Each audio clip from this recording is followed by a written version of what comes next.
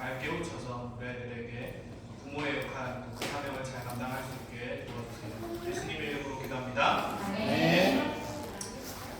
생각보다 조금 늦어졌는데 최대한 빠른 시간 안에 끝내보도록 하겠습니다. 오늘 가정 이제 부모님들을 모신 이유가 한번 제가 좀 제가 유치부 사역을 처음 시작하면서 제가 유초등부, 중고등부, 청년부를 다 사역했었거든요. 그러니까 저는 전임으로 사역했었는데 아이들의 신앙의 나이를 부모가 이제 좀 가르쳐주고 말을 좀 알기를 들어가게 하는 거는 제가 보니까 중학생이 됐더라고요. 그때 돼서 막 안 하던 성경 읽자, 기도하자, 신앙으로 살자 이렇게 하기가 그때는 사실은 되게 늦더라고요. 아무리 강조해도 초등학교도 고학년도 살짝 늦는 거예요. 그래서 저희 초등학교 진짜 조금 빨리 아이들이 부모님이 아이들 잘 양육했으면 좋겠네 마음을 들었는데 이번 유치부 오면서 너무나 좋은 그 시기다, 나이다. 그 부모님들의 그 아이의 그 나이가 가장 신앙으로 이 습관을 길러주기 좋은 나이가 딱 우리 부모님들 나이대고 우리 아이들 5, 6, 7세인 것 같아요. 그래서 오늘 제가 이 가정에서 어떻게 자녀를 양육하고 어떻게 가정에서 예배할 것이냐, 그것이 얼마나 중요하고 핵심이냐에 대해서 좀 나눠보자고 합니다. 많은 사람들이 그냥 가정 예배, 가정에서 신앙을 가르치는 거는 그냥 기독교의 신앙이 아니라 그냥 부록 중에 하나, 할 수도 있고 안 할 수도 있는, 선택할 수 있는 정도로 생각을 하거든요.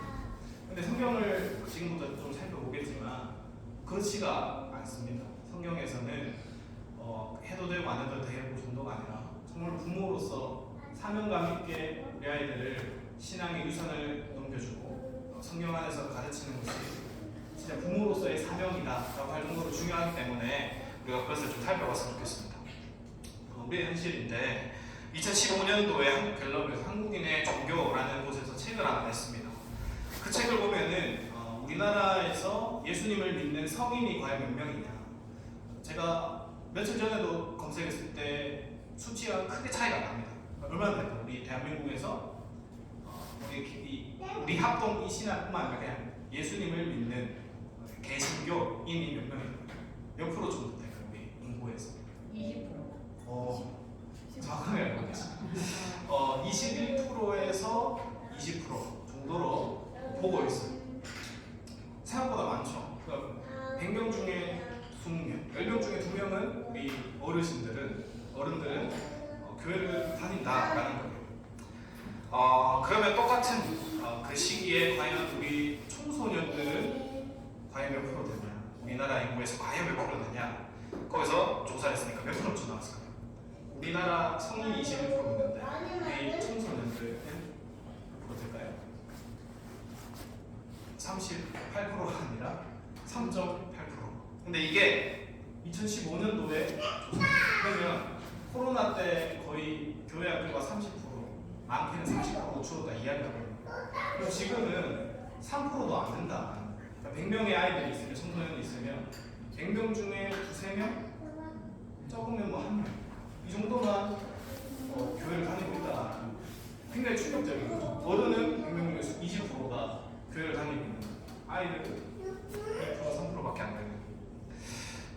우리가 선교사를 훈련하고 파송하고 보낼 때 미전도 종족이라고 하는 나라는 기독교에 있는 인구가 3% 미만입니다. 미전도 종족이다. 예수님을 모르는 나라다. 그래서 이 종족에게 가서 복음을 전해야 된다라고 하는 나라가 3% 미만이거든요. 근데 지금 우리나라가 저 멀리 아프리카 얘기가 아니라 지금 대한민국 남부가 20% 교회를 다니고 있는데 우리 아이들의 이 숫자, 이 신앙의 형태가 미전도 종족과 별반 다른 그런 수치를 보여주고 있다. 예전 통합 측에서 2016년에 40세 미만 청년들이 과연 몇 프로, 청년들 몇 프로 될까? 30년 전에 똑같이 조사했을 때 1985년도에서 조사했을 때 몇 명이 되는데 그때 교회 안에 40세 미만의 나이 인구 분포가 무려 79%. 그러니까 교회의 80%가 40세 미만이다. 근데 지금은요, 40세 미만 청년들 몇 명이냐? 30년 만에 79%에서 2.1%. 100명의 교인이 있다면 80%가 다 40세 이상이고 40세 미만의 기독교를 가지고 있는 우리 청년들 다음 세대가 2%밖에 안 된다는 거예요. 30년 만에 그랬습니다. 많은 사람들이 인구가 줄어서 그런 거 아니에요 하지만 10년 정도 인구가 줄긴 했지만 10년 정도 이 줄은 인구의 프로테이지 따지면 10%밖에 안 돼요. 근데 우리는 몇 프로가 빠졌죠? 거의 뭐 다 빠졌다고 할 수 있는 거예요. 작년에 이제 코로나의 직격탄을 맞고 우리 학교나 우리 교단에서 수치를 또 조사를 해보니까 주일학교 학생 수가 10명 미만인 교회가 몇 프로 되나 얼마나 되니까 조사해보니까 절반이에요. 대한민국의 절반의 교회가 주일학교 수가 10명이 안 된다. 그럼 하나는 반틈은 지금 주일학교가 없어요. 당연히 뭐 제가 없는 것이죠. 주일학교 사역을 하는 목사도 없고 전도사도 없고 교육 전도사도 없다. 그냥 어른들끼리만 예배를 드리고 있다. 그래서 총회 교육개발원에 따르면 2030년에 주일학교의 90%가 사라질 것이다. 이 추세로 가면 그렇게 예상하고 있습니다. 그럼 제가 한번 여러분께 좀 여쭤보죠. 그렇다면 우리 한국 교회가 무너진 세대는 부모 세대일까요? 아니면 다음 세대가 무너진 것일까요? 우리 수치로만 숫자랑 보면 다음 세대가 무너졌네 라고 생각할 수 있지만 상식적으로 생각해 보면 교회 다니는 어르신들이 20%가 되는데 상식적으로 그의 자녀들이 2~3%밖에 안 된다. 그러면 사실은 다음 세대가 무너진 게 아니라 우리 부모 세대, 우리 어르신 시대부터 생겨난 그 문제점들이 이제야 열매로 나타났다. 그러니까 부모 세대가 무너졌다라는 거죠. 굉장히 이상한 이야기죠. 왜 이렇게 됐을까? 이게 과연 정상적인 방향으로 가고 있는가? 내 자녀들, 우리 자녀들은 지금 이 정도 종족으로 가고 있는데, 근데 제가 청소년 사역을 해봐도 알지만 중고등학교 되면 아이들 많이 교회를 떠나요. 왜 그러냐면 공부 때문에 학교 시험 기간이 되면 기말고사 때는 중고등부 예배가 중요한 게 아니라 학원 특강이 또 중요해 많아요. 그러면 부모님들이 못 이긴 척 보내줘요 학원에. 시험 기간이니까. 그럼 어떻게 될까요? 우리 만약 예를 들어서 중학교 2학년인데 딸이 있어요. 이제 시험 기간이 되어서 엄마가 주일에 학원을 데려다주고 엄마 어디 가요? 교회를 가요. 예배를 가요. 그리고 이렇게 얘기해요. 영미야 이번에 기말고사 중요한 거 알지? 열심히 공부해. 엄마가 열심히 기도할게. 그리고 교회를 가고 하면 교회로 가는 엄마의 뒷모습을 보는 그 자녀, 그 딸은 어떻게 생각을 할까요? 그리고 그 엄마는 교회 가서 무슨 기도를 할까요? 이렇게 기도하겠죠. 우리 딸 좋은 성적 거두어서 하나님께 영광 돌리게 해주세요. 정말 원하는 대학 가서 그때 가서 하나님 영광 돌리고 좋은 취업 자리에서 하나님 영광 돌리면 되잖아요. 그렇게 얘기하고 있는 거죠. 과연 그럼 그 딸은 어떻게 생각할까요? 그 딸은 좋은 대학 갈 수 있겠죠. 그렇게 해서 갈 수 있을 그러나 그 딸의 신앙은 어떻게 되냐면 신앙이라고 하는 거는 언제든지 챙겨도 되는구나. 급하면 바쁘면 좀 내가 손해볼 것 같으면 금방 챙겨도 되는 게 예배구나 라고 생각하는 거죠. 그리고 나를 지켜주는 것이 하나님에 대한 신앙, 믿음이 아니라 하나님의 뜻이 아니라 학원 특강이 나를 지켜주는 거예요. 이 세상의 스펙이 내 인생을 안전하게 보장해주는구나 그렇게 생각하게 된다. 이걸 어디서 배울까요? 학교에서 배울까요? 학원에서 배울까요? 우리 가정에서 배우는 그런 신앙의 모습들. 그러니까 예수 믿는 20%의 가정에서 우리 다음 세대들은 이런 식으로 신앙을 배울 수 있게 되어서 이러한 결과가 점점 나타나고 있다라고 생각할 수밖에 없는 거예요. 그래서 2000년도에 논문에 이런 걸 조사했어요. 우리 서울 안에 예수님을 믿는 중고등부 500명을 대상으로 조사를 했어요. 얘들아, 너희 신앙에서 가장 큰 영향을 끼친 사람은 뭐니? 가장 큰 영향을 미친 요소가 뭐니? 이렇게 질문을 했어요. 목사님? 아니면 뭐 기독교 연예인? 줄 알았는데 그렇지 않습니다. 내 인생에서 가장 큰 영향을 준 요소 1위는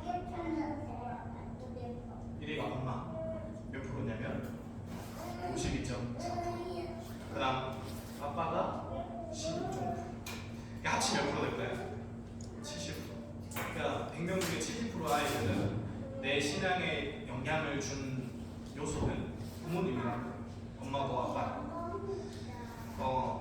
좀 특이한 상황은 2015년도에도 비슷한 질문을 조사해보니까 똑같은 질문하니까 엄마 아빠 합쳐서 60% 정도 나왔는데 교회 학교, 그 목사님, 그 선생님들이 나에게 몇 프로 정도 영향을 끼쳤냐, 굉장히 좀 충격적이고 안타깝지만 2.3%밖에 되지 않더라고요.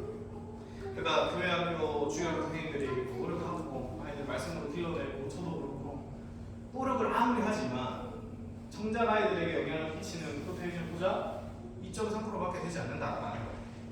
그렇다면 우리가 지금 이 시대에 어디에 집중을 해야 되고 다음 세대 아이들의 이 신앙을 잘 지켜내고 이 우리 부모가 가지고 있는 신앙의 유산을 잘 전달하려면 어디에 힘을 쏟아야 될까요?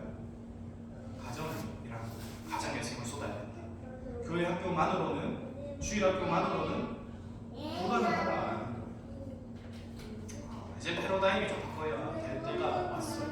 제가 예전에 우리 이제 부모님들 세대, 저도 그렇고 한참 주일학교가 부흥하는 세대를 우리는 살았죠. 그냥 교회만 있으면 주일학교 애들이 몰려왔고 수련회 한다고 하면 막 100명씩 200명씩 왔고 어디 무슨 누가 집회한다고 하면 막 금식까지 하면서 모였던 것이 이 주일학교인데, 사실은 그 평양 대운동 때부터 이제 시작된 그 주일학교 운동은 사실은 우리나라에게 굉장히 큰 은혜였고 기적. 다른 나라가 우리 한국 이 신앙 교회를 볼 때 다들 놀라요. 어떻게 이런 일이 있냐, 어떻게 그런 기적이 있냐라고 할 정도로 보편적으로 우리나라 주일학교가 잘 된 거는 이 보편적으로 된 게 아니라 정말로 특별한 하나님의 은혜와 섭리 안에서 복음이 없던 땅 가운데 처음 선교사가 들어오면서 복음이 폭발적으로 성장했던 게 이 주일학교 우리가 겪은 세대인 거죠. 근데 이것이 은혜고 기적이고 특별한 것이 있는데 우리는 그때의 기억, 그때의 그 부흥을 경험하면서 지금도 주일학교 사역이 그렇게 성공할 수 있지 않나요? 또 그런 은혜를 하나에 주시지 않는 그런 기대를 하지만 우리에게 똑같이 그러한 부흥을 달라고 할 수 있는 그런 신앙적인 근거가 없어요. 왜냐하면 은혜는 결코 통계가 되지 않거든요.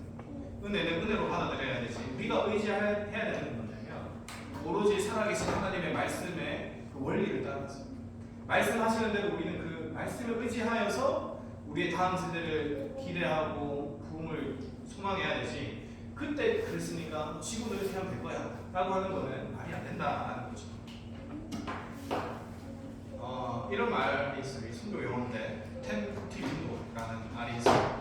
1980년도에 루이스 보시라는 박사가 이제 전 세계 미전도 종족이 어디 있느냐를 연구했더니 북위 10도에서 이 40도 사이에 저 근방에 미전도 종족에 모여있다 하면서 여기에 우리가 집중적으로 선교를 해야 된다, 이 정도 종족으로 우리가 복음을 들고 나가야 된다 라고 하는 선교 전례가 알겠습니다. 그래서 우리나라도 여기 힘을 많이 썼어요. 그래서 전 세계에 두 번째로 이 선교사를 많이 파송한 나라가 우리나라가 있어요. 굉장한 거죠. 굉장한 은혜입니다.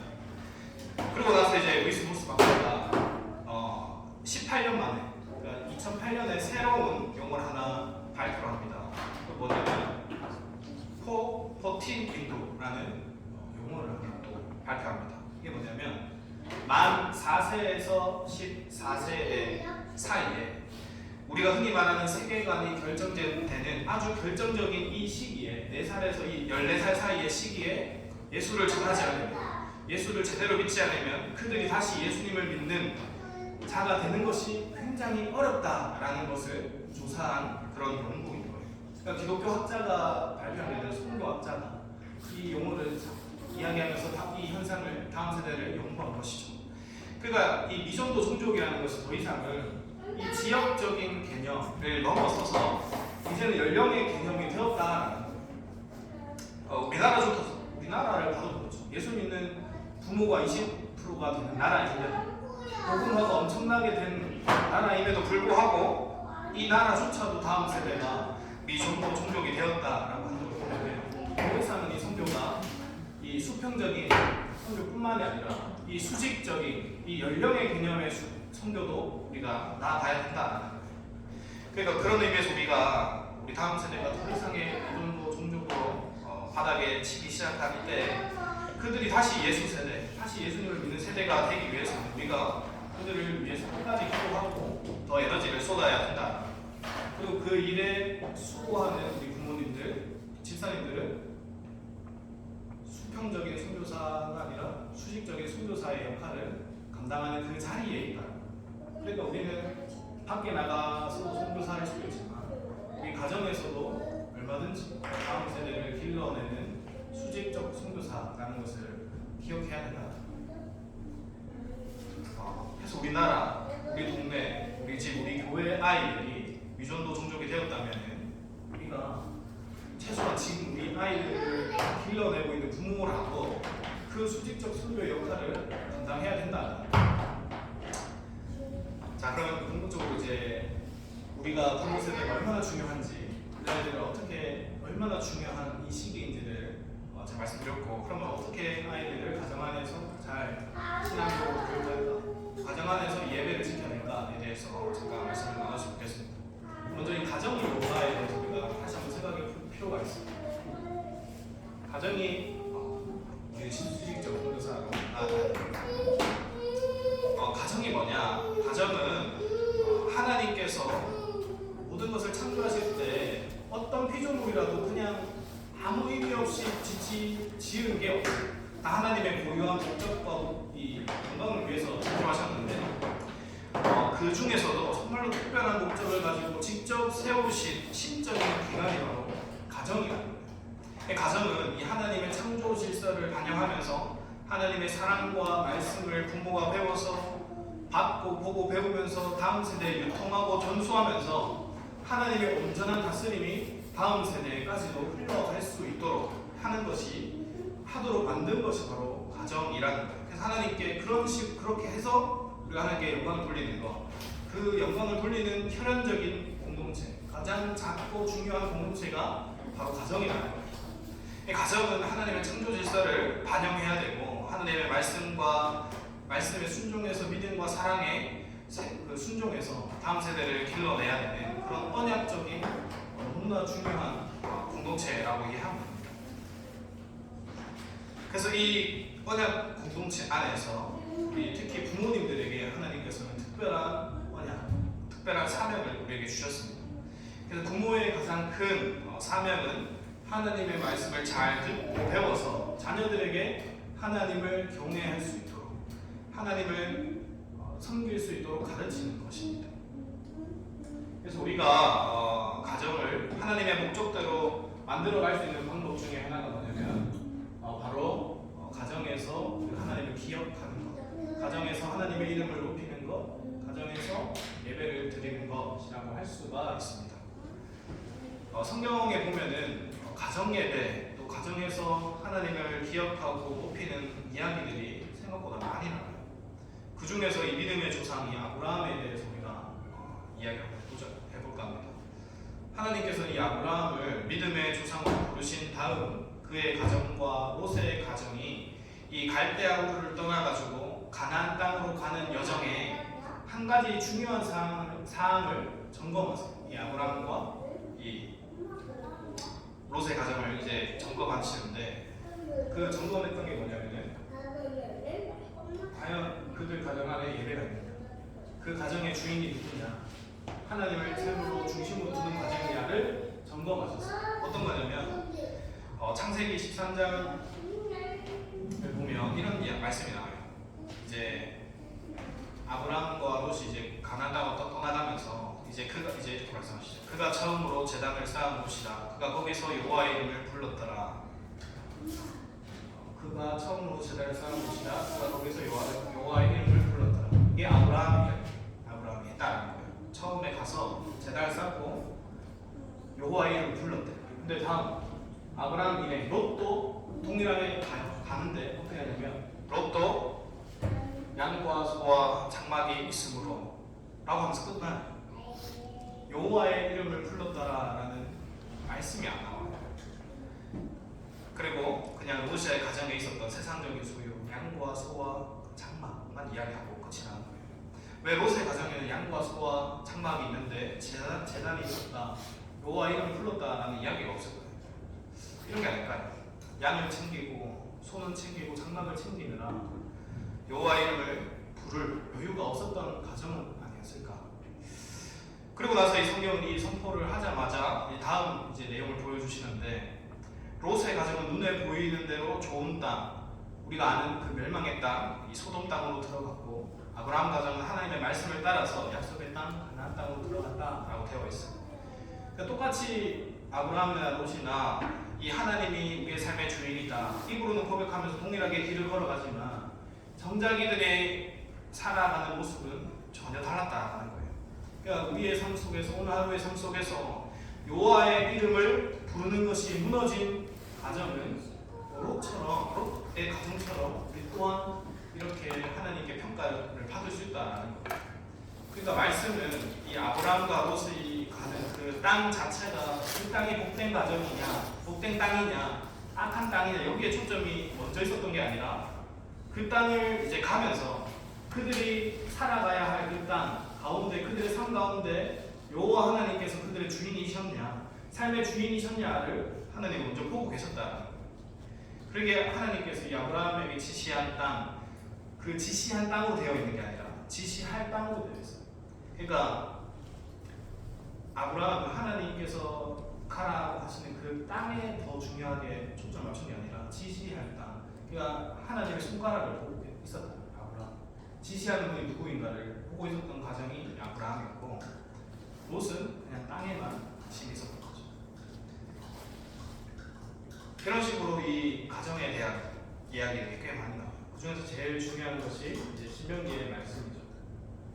신명기 6장 4절에 이 쉐마의 말씀, 이스라엘아 들으라 하면서 너희가 가나안 땅에 어떻게 가서 예배하며 살아가야 될 것인가에 대해서 하나님께서 이제 부모 세대들에게 가르쳐 주셔요.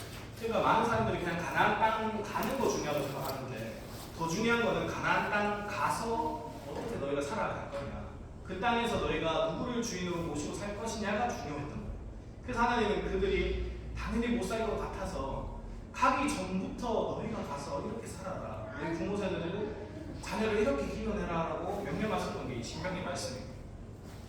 뿐만 아니라 뭐 여호수아, 시편, 또 바울, 베드로 등등을 통해서도 가정에서의 이 믿음의 부모가 다음 자녀와 함께 어떻게 신앙생활할 거냐, 어떻게 예배 드려야 되느냐에 대해서 굉장히 강조를 많이 했습니다. 그래서 매튜 헨리라는 목사님께서 이렇게 말씀하셨어요. 가정 예배는 새로운 방법이 아니라 예로부터 성도들이 써 믿을 만한 방법이다. 이 말은 이 성경 속의 성도들뿐만이 아니라 이후에 하나님의 사람인 우리들에게도 동일하게 가정에 대해서, 가정에서 하나님 기억하고 예배하는 것이 중요하다는 거예요. 바울 또한 이렇게 강력하게 이야기하죠. 부모가 주의 결혼과 훈계로 양육해라. 부모가 주의 결혼과 훈계로 양육해라. 우리는 과연 얼마나 주의 교훈과 훈계로 양육하면서 가르치며 살아가고 있을까요? 우리가 뭐 교회에 데리고 오고 가고 하면서 뭐 집에서나 차에서나 뭐 하나님에 대해서 가르치고 얘기할 수도 있겠죠. 또 인격적인 모범을 통해서도 그렇게 할 수가 있을 거예요. 그러나 우리가 주의 교훈과 훈계로 양육하는 그 일은 그냥 어쩌다가 하면 되는 일이 아니라 정말로 신경을 쓰고 깨어 있어야 우리가 주의 교훈과 훈계로 이를 가르칠 수 있다.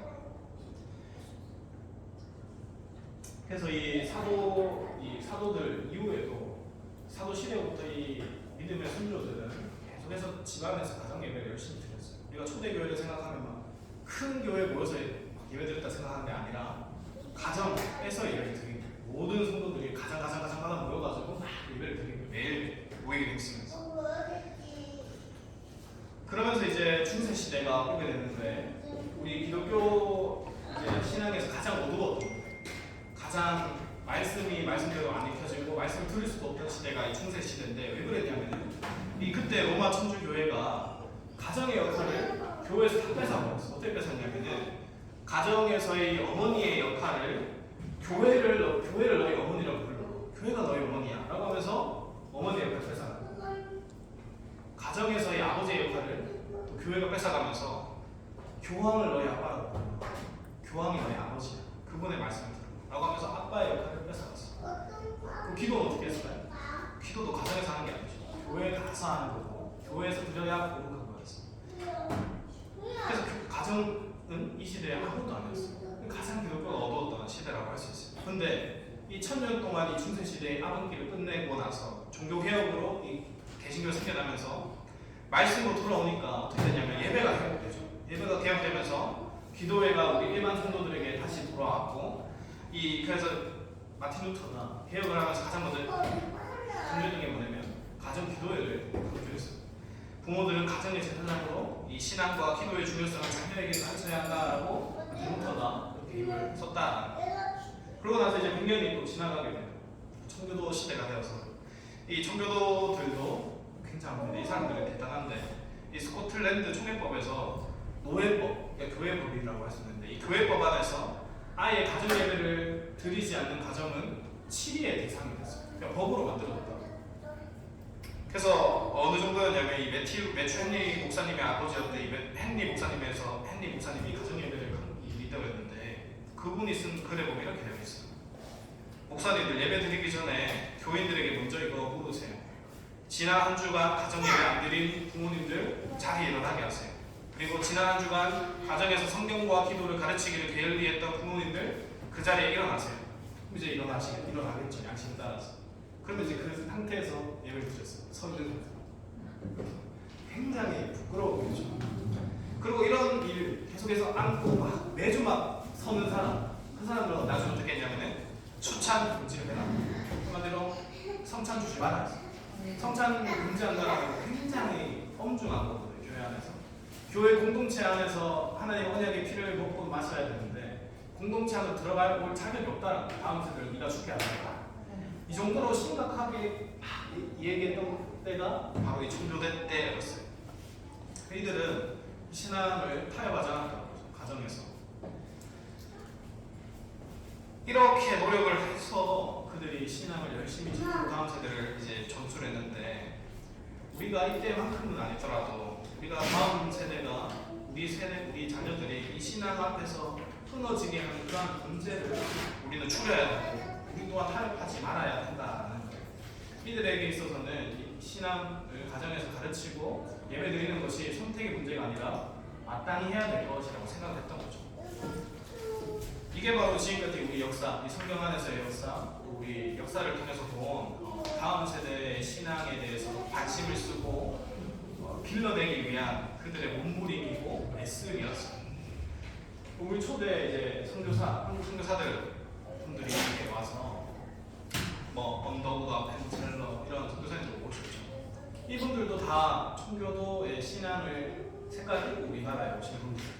그럼 당연히 미국의 그 대부흥을 겪고도 이제 복음을 듣고 이제 우리나라에 왔는데 이 청교도의 유산을 그때도 우리에게 전했어요. 우리에게. 그래서 강조를 했어요. 가정에서 신앙을 전수해야 하는 것을. 그래서 1919년 딱 100년 전에 이 평양신학교 이 광활한 찰스 클라크라는 교수님께서 목사들을 교육할 때 이렇게 이야기를 해요. 주일학교는 부모가 가르치는 것을 보충할 뿐이니 책임을 내려놓고 맡길 수 없다. 그러니까 주일학교가 100년 전부터 주일학교가 우리 자녀의 신앙을 가르치는 것을 보충한다라고 되어 있어요. 그러니까 책임진다는 게 아니라 보충한다. 그럼 책임을 누가 져야 돼요? 부모가 져야 돼요. 그러니까 우리 초대 교회부터 이렇게 힘써 왔고 그렇게 우리는 배워왔는데 이게 어느 순간부터 이제 평양 대부흥을 기점으로 우리나라가 주일학교가 너무 성장했죠. 급성장하면서 부흥을 겪으니까 이게 부모님들이 안 나서도 우리 아이들은 잘하겠구나. 왜냐면 우리가 그거를 겪어왔거든요.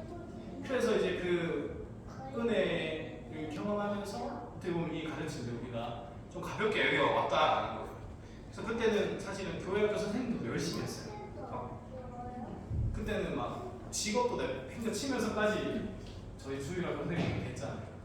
근데 지금 사실 그렇게 할 수도 없죠. 시대가 너무 바쁘고 다 직장인들이 그렇기 때문에. 어쨌든 이런 신앙에 대한 책임은 부모가 져야 된다라는 겁니다. 이것이 바로 신명기 6장에서 계속해서 말씀하고 있는 거예요. 말씀을 보면은 이렇게 말씀하시죠. 오늘 내가 내게 명하는 이 말씀을 너는 마음에 새기고 내 자녀에게 부지런히 가르치며 집에 앉았을 때든지 길을 갈 때든지 누워있을 때든지 일어날 때든지 집에 앉고 길을 가고 누워있고 일어나는 거 어딜까요? 집이죠. 집에서 일어나고 자고 일어나고 하잖아. 그러니까 집에서 너는 집에서 네가 먼저 마음에 이 말씀을 새기고 마음에 새기고 그러니까 머리에 새기는 게 아니라 마음에 새긴다라는 건 뭐냐면 우리의 인격에 새긴다. 우리의 마음에 새겨서 인격에 새겨서 이게 뭔가 해도 되고 안 해도 되는 게 아니라 완전히 내 말씀이 내게 체화가 되어서 이 말씀을 내가 먼저 새기고 우리 자녀들에게 일어나든지 길을 가든지 말씀을 가르쳐라라는 거예요. 그렇게 되면은 우리 다음 세대들의 마음에 그 삶 속에 우리의 신앙이 전수된다. 그리고 마음에 새겨지게 된다. 그럼 우리 자녀들이 그때서야 교회에서 들었던 귀로 들었던 그 하나님이 우리 가정에 있구나. 우리 가정의 주인 되어 주시는구나. 살아계신 하나님 우리 가정의 주인 되어 주시는구나를 눈으로 본다. 더 이상 귀로 보는 게 아니라. 신앙은 이렇게 전수를 하는 겁니다. 그래서 이것을 우리는 계속해서 성경을 통해서 보면 결코 신앙은 위택이 아니라 책임을 지는구나. 위탁이 아니라 우리가 책임을 져야 되는구나를 배울 수가 있어요. 오늘 우리 한국교회 안에는 한 가지 이상한 신화가 계속 있어 왔어요. 그게 뭐냐면 우리 자녀가 좋은 교회 학교를 보내면 주일학교를 보내면 좋은 교회 체계적인 교회 말씀 잘 그런 교회를 보내면 우리 아이들의 자녀들의 신앙이 잘 자랄 거야. 그 교회에서 우리 자녀들의 이 신앙을 책임져 줄 거야라는 그런 착각이고 신앙. 근데 사실은 책임질 수 있을까요? 우리 주일학교 일주일에 한 번 있는 시간 길어봤자 1시간 반이고 유치부 정도면 1시간 정도예요. 길어. 일주일 몇 시간이에요? 168시간. 이 168시간 중에 이 1시간을 가지고 우리 아이들의 167시간을 일주일 동안 살아낼 수 있을까요? 말씀으로 살아낼 수 있을까요? 불가능하다는 거죠. 불가능하다는 거죠. 교회 와서 말씀을 듣고 성경 공부를 해도 그 1시간으로 남은 이 시간을 우리 아이들의 신앙으로 지켜내기가 사실은 불가능하다는 거예요. 세상에서 살아가는 애들이 교회에서 사는 게 아니잖아요. 세상 아이들과 세상 선생님들과 세상의 다른 공동체들과 그 긴 시간을 보냈는데 그 안에서 과연 도도하게 나는 말씀에서 구별된 사람이야 생각하면서 살아갈 수 있겠냐는 거죠. 그게 불가능하다. 하나님께서는 이것을 너무나 잘 알고 계셨기 때문에 이 말씀하시는 거예요. 앉았을 때든지 일어날 때든지 누웠을 때든지 네가 책임지고 부모가 말씀을 가르쳐라. 말씀을 기억하게 해라. 자녀의 신앙은 절대로 가만히 안아서 자라는 게 아니라는 겁니다. 물론 되는 경우도 있어요. 저희 부모님 교회를 안 다녔어요. 지금 다니세요. 제가 목사가 되고 나서. 이거는 특별한 은혜인 거죠. 보편적인 게 아니에요. 보편적인 우리는 말씀에 따라서 가야 되죠. 말씀에 순종해야 되고 살아계신 하나님의 원리에 따라서 가야 되기 때문에 우리는 이 신명의 말씀을 따라서 가야 되는 거죠. 가정 안에서 원리를 가지고. 그래서 이제는 교회가 더 이상 아이들의 신앙을 주도적으로 따라오게 하는 게 아니라 교회와 함께 이 부모가 함께 신앙의 주인이 되어가지고 이 주체가 되어가지고 아이들을 양육해야 된다는 거죠. 그래서 우리는 더 이상 어떤 교회가 뭐 보조고 가정의 보조 이런 역할이 아니라 지금 이 두 주체가 최선을 다해도 될까 말까 하는 게 사실은 지금 우리 아이들의 시대의 상이 너무나 교회 나가기 힘들어하는 시대고 교회 다니면 진짜 손해보는 것처럼 세상을 막 곱져요.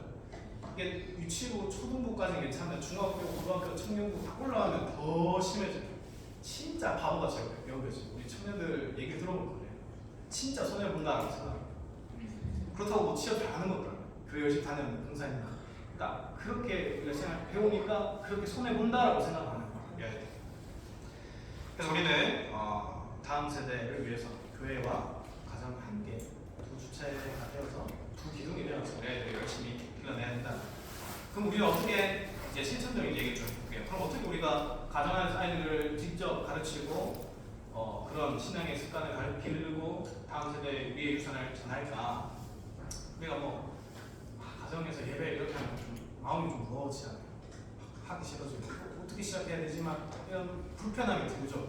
우리 아이들은 치가 뻔한데 바같이 뻔한데 우리는 그렇게 생각하지 말고 어떤 개념을 가지고 우리가 시작해야 되냐면 이 가정 안에서의 예배는 그냥 가족이 모여서 하나님을 기억하고 감사하면 되는 시간이라고 기억합니다. 생각합니다. 가족이 모이고 하나님을 기억하고 하나님께 감사하며 살아가는 거. 그러니까 간단하죠. 성경 읽고 기도하고 우리 입으로 하나님 좋으신 분, 우리에게 어떤 일을 하셨다 감사하면 되는 거예요. 이 가정예배는 여러분 이 공예배랑은 성격이 좀 달라요. 공예배는 형식도 중요해요.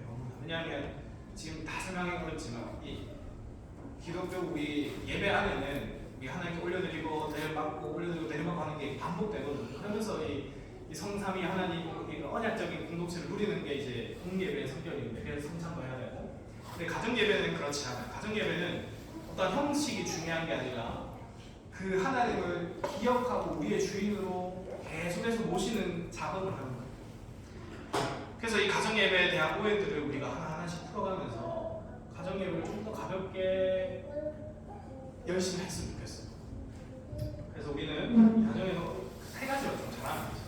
성경 읽기, 우리가 교회에서 계속해서 반복하고 열심히 노력하는 거잖아요. 성경 읽기, 그리고 기도하는 거, 그리고 찬양하는 거. 이 세 가지를 하면 돼요. 사실 형식은 크게 상관이 없어요. 우리 아들도 이제 시훈이도 찬양 잘하잖아요. 가르치면 한다고. 우리 아들도 제가 맨날 잘 때 제가 기도하는데, 제가 재우니까 제가 이제 기도하다가 오늘 이슬 네가 기도해봐 하니까 이제 4살인데 기도를 해요. 제가 맨날 오늘 뭐 했고 오늘 감사하고 뭐 했고 그 말투를 따라하면서 지가 기도를 벌써 해요. 그러니까 얘가 진짜 예수를 믿어 산다라는 건 모르지만 그런 식으로 우리의 이 기도의 본이 흘러간다. 자, 오해가 뭐냐면 방금 얘기한 것처럼 주일 예배에 축복파티라고 생각하면 안 돼요. 그렇게 하면 좀 너무 딱딱하고 어렵고, 가정 예배는 주일 예배의 연장선이다. 이제 교회에서 배운 거, 말씀한 거를 한 번 더 복습하고 기억하면서 제가 우리 어르신들 공예배 말씀 제가 가지고 그거를 제가 유튜브로 만든 거 알고 계시죠? 얼마 하시는지 모르겠는데 그걸 가지고 제가 조금 쉽게 만들어서 좀 줄여가지고 만들고 있어요. 매주 하고 있어요. 그 연장하라. 한 번 더 기억하고. 그거 보시면 알겠지만 읽으면 10분 안 걸려요. 10분 절대 안 걸려요. 말씀까지 읽어요. 두 번째, 가정 예배는 성경 고리를 가르치시는 거예요. 이거 약간 남자들이 좀 그런 편인데요. 특히 성경 좀 아는 이제 어르신들이 이거 막 설명하더라고요. 교리적으로 성경적 이거 이런 거에는 이렇게까지 안 하더라고. 그냥 말씀을 함께 읽고 하나 이런 신분이야 정도로 하고 넘어가면 돼요. 그리고 이 말씀에 내가 먼저 순종하는 시간이 되어야 되지. 막 이걸 가지고 말씀을 가지고 막 자녀들 막 정죄하고 가르치려고 하는 게 있어요. 예를 들어서 이런 거예요. 뭐죠? 그 데살로니가전서 5장 16절 말씀. 항상 기뻐하라. 만약에 같이 읽었어요. 그러면 이제 아빠가 이렇게 얘기해요. 사춘기 이제 막 들어간 아들한테 야 항상 기뻐하라. 이 표정 왜 이래? 너 뭐야? 왜 말씀 안 순종 안 해? 그러면 이 아이 그 말씀을 아빠한테 들은 아이가 함께 읽은 말씀이지만 이 말씀 하나님의 말씀을 들을까요? 아니면 아빠의 잔소리라고? 아빠의 잔소리라고 예배를 하기 싫어. 그럼 어떻게 해야 될까요? 항상 기뻐하라라는 말씀을 내가 듣고 보니까 네가 공부를 좀 못하고 네가 아빠 말을 한 번씩 안 들어도 네가 내 아들인 거에 대해서 내가 감사하구나. 이렇게 같이 예배하는 것만으로 내가 너무나 감사하다. 라고 하면 아이는 하나님의 말씀을 들을까요? 잔소리를 들을까요? 아빠가 하나님의 말씀 이렇게 순종하는 거구나. 나도 이렇게 순종해야겠구나. 배우는 거죠. 그 염려하지 말라. 그 말씀을 배웠어요. 뭐 어떤 엄마는 얘기하죠. 우리 아이들이, 우리 딸이 좋은 성적 이번에 잘 하게 해주시고 좋은 대학 들어가게 해주세요. 그럼 막 기도하겠죠. 해주세요. 그럼 이 딸의 입장에서는 그 기도가 부담이 되지 않을까? 하나의 말씀이지. 어떻게 해야 될까요? 그 말 들으면 우리 딸이 좋은 곳에 가지 않아도 공부 열심히 하지 않아도 어떠한 상황에 가더라도 거기에 매몰되지 말고 하나님을 믿고 염려하게 해주세요. 제가 먼저 그렇게 염려하겠습니다. 그 기도를 듣고 자란 우리 다음 세대 아이들 어떻게 만나요? 그 기도가 자신의 소망이 되겠죠. 엄마의 소망이 내 소망이 되겠죠. 세상에 염려고 살아가는 게 아니라 신앙으로 저렇게 살아가는 거, 말씀을 저렇게 듣고 순종하는구나를 엄마를 통해서 배워가겠죠. 이렇게 우리가 말씀을 성경 그 교리적으로 가르치어서 되는 게 아니에요. 우리가 말씀을 가지고 적용하고 살아내면 우리한테는 그것을 보고 다 배우게 되어 있어요. 자, 세 번째 좀 중요한 건데 가정 예배 드릴 시간이 없다. 좀 바쁘시죠, 맞죠? 다들 직장도 많으시고 갔다 오면 밥 먹이고 씻기고 하면 자야 되잖아요. 재워야 돼요. 정말 시간 저도 키워보니까 이게 이 정말로 시간 없다라는 핑계를 막 할 수밖에 없는 그런 상황이 많아요. 근데 우리가 사실은 엄밀하게 따져서 저 자신을 조절해도 시간이 없는 게 아니라 사실은 믿음이 없어서 못 드리는 거 사실. 우리가 아무리 시간 없어도 자기 전에 뭐예요? 애 씻기고 양치 시키잖아. 근데 뭐 말씀이나 예배는 안 드려도 넘어가지. 이게 대상이야. 이건 결국에는 시간이 없다라기보다는 우리 아이들 그 양치하는 그 시간 그 10분은 목숨 걸고 지키면서 말씀 읽고 기도하는 그 10분은 패스 할 수 있는 거죠. 왜냐? 시간이 없기 때문이 아니라 사실은 우리의 마음이나 믿음이 좀 부족한 거죠. 그래서 시간이 없어서 못 드린다라는 것보다는 믿음이 부족하구나. 일주일에 제가 매일 사실은 유초등부 정도는 제가 매일 하라 매일 만들었어요. 매일 월화수목금 매일 만들어서 매일 하라고 했거든요. 유치부 정도는 일주일에 한 번이라도 하면 좋지 않을까. 그래서 일주일에 한 번이라도 내가 그 10분, 20분 아이들과 함께 예배하는 그걸 하지 않으면 잘할수록 어려워질 거예요. 잘할수록 아이들이 노래도 부러지면 엄마 말 더 안 들어요. 습관이 돼야 되고 해야 되는구나. 양치를 하는 것처럼 말씀을 읽고 우리 함께 모여서 예배하는 거구나. 그렇게 해야 되는구나를 알려드렸으면 좋겠어요. 그래서 성경에서는 세상에서는 이 정직이라고 하는 거는 안 한 거 뭐 안 했다, 했는 거 했다라고 하면 정직이라고 하거든요. 근데 성경에서는 정직이 뭐냐면 아는 것과 믿는 것이 하나가 될 때, 아는 것과 믿는 것이 행동한 것이 하나가 될 때 정직하다. 그러니까 우리가 하나님 앞에서 정직한 신앙이 되려면은 우리가 머리로 알고 말씀으로 읽는 거를 실천해야 된다. 그래야 적어도 우리가 하나님 앞에 정직한 신앙이구나 고백할 수가 있는 거예요. 사실 우리가 시간이 없다라고 말하기 전에 혹시나 내가 우리 가정이 양 챙기고 손 챙기는 아버처럼 여호와의 이름을 부를 여유가 없는 거 아닐까? 계속 점검해야 된다는 거. 자, 마지막 동일한데 형식적이고 어떻게 드려야 될지 모르겠다. 막막하다. 하지만 함께 모이면 돼. 일단 기도하고 찬양하고 말씀 읽으면 돼. 양님이가 제가 만들어드린 거 대로 그냥 쭉 가면 돼. 우리 아이들 생각보다 잘해요. 잘 할 수 있어요. 우리 아이 못할 거라고 하지만 저희 아들도 엄청 까불거든요. 제가 볼 때 거의 뭐 진짜 어린이집에서 들려와요. 얘 막 엄청 까불는다. 근데 얘도 억지로 앉혀서 하면 해요. 힘들어요. 그래서 너무 힘든데 그냥 하는 거예요. 억지로 안 돼도 막 집중 안 해도 그냥 하는 거예요. 말씀 읽고 그냥 기도하고 찬양할 때 잘하는 하나라도 있습니다. 그런 식으로 조금씩 고쳐나가는 거예요.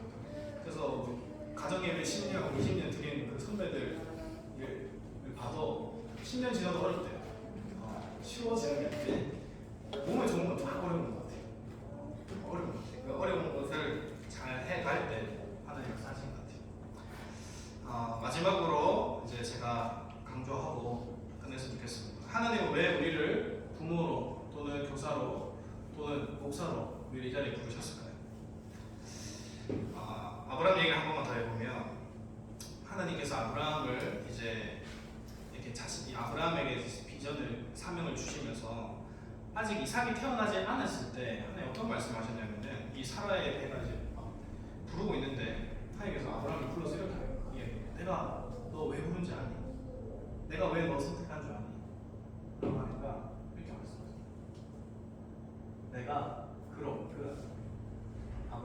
내가 그 자식과 권속에게 명하여 여호와의 도를 지켜 의와 공도를 행하게 하려고 그를 택하였다.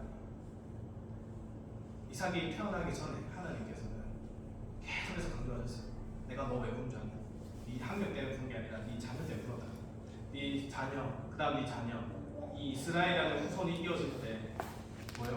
여호와의 도를 지키게 하고 여호와의 의와 공로, 말씀을 지키게 하고 행동하게 하려고 내가 너를 불러서 사.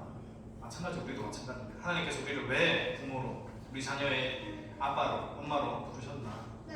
그냥 네가 믿음 좋아서가 아니라 내가 너를 통해서 너의 자녀, 내 자녀를 내가 하나님의 말씀에 키우기 위해서 너를 부른 거야 라고 우리 부모들을 부르신 거예요. 아브라함도 마찬가지죠. 내가 왜 너에게 믿음 주고 재산 주느냐, 준지 않냐, 왜 건강 줬는지 아냐? 네가 많이 누리고 소비하기 하기 위해서가 아니라 너로 인해서 하나님이 없어 보이는 그 땅에, 하나님이 없어 보이는 이 세대 가운데 여호와의 도를 지키게 하고 의와 공도를 지켜서 행하는 그 자녀들을 내가 보고 싶어라고 하나님 오늘 우리에게 말씀합니다.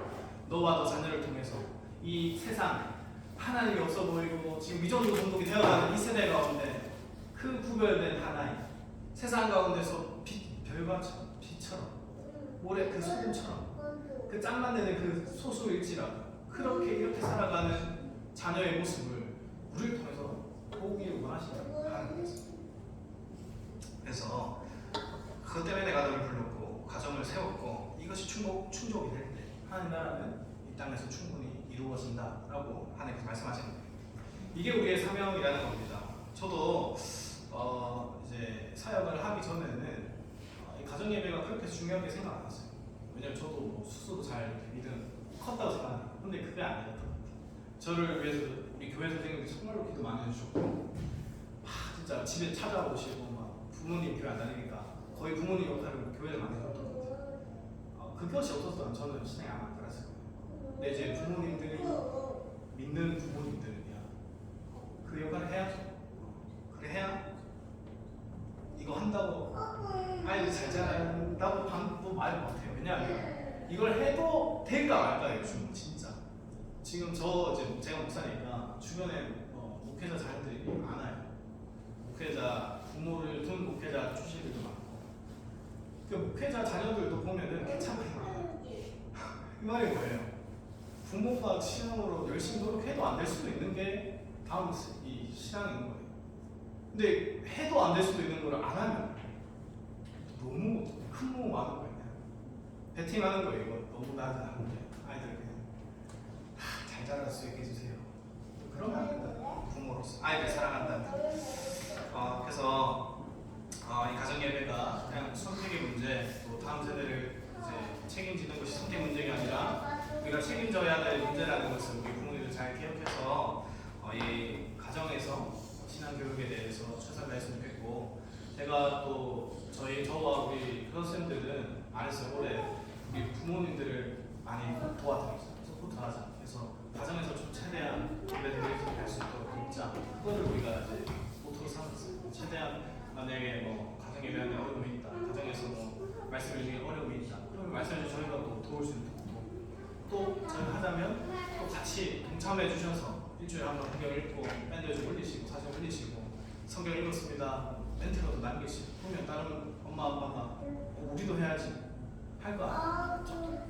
그래서 어린이집에서 한 번씩 뭐 해락하는 거 다들 잘 하시죠? 그거 안 하시는 분은 잘 없죠? 안 하시면 조금 눈치 보이잖아요. 안 해요. 대단하시. 교회에서 하자는 거 잘 따라와 보시고, 우리가 올해 꿈나무 성경 읽는 거 3도 목표로 하잖아요. 열심히 읽으시고 가정예배 일주일에 한 번 꼭 드리시고, 제가 영상을 그래서 하나 준비했는데 지금 음량이 연결이 안 되는데 제가 그 영상 밤에 올려드릴게요. 그 영상도 보시고, 그 영상 보면 그 연예인 박지현 아세요? VOS 노래 잘하는 그분이 자녀가 6명인가 5명인가 그분의 간증 뉴스 잠깐 올려드릴 테니까 그거 보시고 계속해서 우리 친구 아이들 자녀들 잘 양육해서 우리가 하나님께 영광 올려드리는 그런 가정 부모님들 되었으면 좋겠습니다. 잠깐 들은 거 기억하면서 생각하시면서 결단하고 했으면 좋겠습니다. 하나님 우리 아이의 자녀를 방치하지 않고 제가 책임지겠습니다. 하나님의 말씀의 원리에 따라서 순종해서 내 자녀, 내가 가정에서 앉았든지 일어서든지 누워있든지 최선을 다해서 우리가 말씀에 순종하여서 아이들을 책임지겠습니다.